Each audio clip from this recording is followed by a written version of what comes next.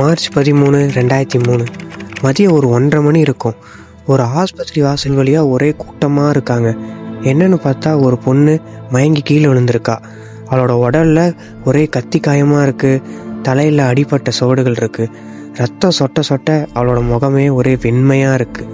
உடனே அங்கே ஒரு சவுண்டு, போங்க போங்க உடனே உள்ளே கொண்டு போங்க. யாருன்னு பார்த்தா நர்ஸ் வந்ததும் வார்டு பாய் பாதுகாப்பு ஊழியர்கள் ஓடி வராங்க. அந்த பொண்ணை ஸ்ட்ரெச்சரில் போட்டு உள்ளே தூக்கிட்டு போகிறாங்க. ஸ்ட்ரெச்சரில் அந்த பொண்ணை உள்ளே தூக்கிட்டு போனோடனே அங்கே இருக்கிற மனுஷங்களை பார்த்தா அந்த மனுஷங்களோட பார்வையில் ஒரு பயமும் இருக்குது, ஒரு பரிதாபம், ரெண்டும் கலந்துருக்கு. உள்ளே அந்த பொண்ணை செக் பண்ண டாக்டர் சொல்கிறாரு, கத்தி ரொம்ப ஆழமாக குத்தி இருக்கு, தலையில் வேற பலத்த காயம், ரொம்ப உயிருக்கு ஆபத்து. ஸோ எல்லாரும் ஆப்ரேஷனுக்கு தயாராகுங்க. நர்ஸு உடனே பதற்றத்தோட ஓடுறாங்க. அங்கே இருக்க இயந்திர ஒலி, மானிட்டரோட பீப் சத்தம் அந்த அறையவே நடுங்க வைக்குது. அந்த பொண்ணு உள்ளே போன ஒரு 15 நிமிஷத்துக்குள்ளே போலீஸ் வந்துட்டாங்க. இன்ஸ்பெக்டர் மக்கள் கொடுத்த கலைச்சி விசாரணை தொடங்கினாங்க. யாராவது பார்த்தீங்களா, இந்த பொண்ணுக்கு என்னதான் ஆச்சு? ஒருவர் சொல்கிறாரு, கத்தி குத்துன மாதிரி இருக்கு சார். இன்னொருத்தர் சொல்கிறாரு, தலையிலே அடிச்சிருக்காங்க சார்.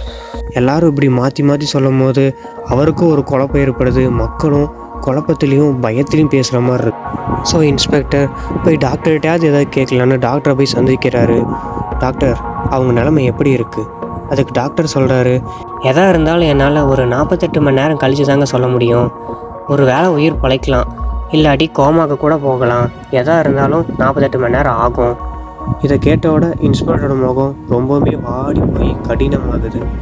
உடனே அவர் திரும்பி போய் கான்ஸ்டபிள் கிட்ட, கான்ஸ்டபிள் இவங்களோட புகைப்படத்தை எடுத்து வச்சுக்கோங்க, ஸ்டேஷனுக்கு போய் எல்லா மிஸ்ஸிங் கேஸ் ரெக்கார்டையும் சோதிச்சு பாருங்க.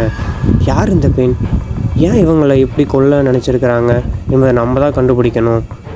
இதையெல்லாம் போயிட்டுருக்கும் போது அந்த ஆஸ்பத்திரியின் சுவர்களுக்குள் மூச்சுவிடும் ஒவ்வொரு நொடியும் அந்த பொண்ணோட மரணம் போராடி கொண்டு இருக்கிறது. யார் இந்த பெண், இவளை ஏன் கொல்ல நினைக்கிறாங்க? இந்த கேள்வியோடவே இந்த கதையை நான் முடிக்கிறேன். நெக்ஸ்ட் பார்ட்டில் எப்படின்னு பார்ப்போம்.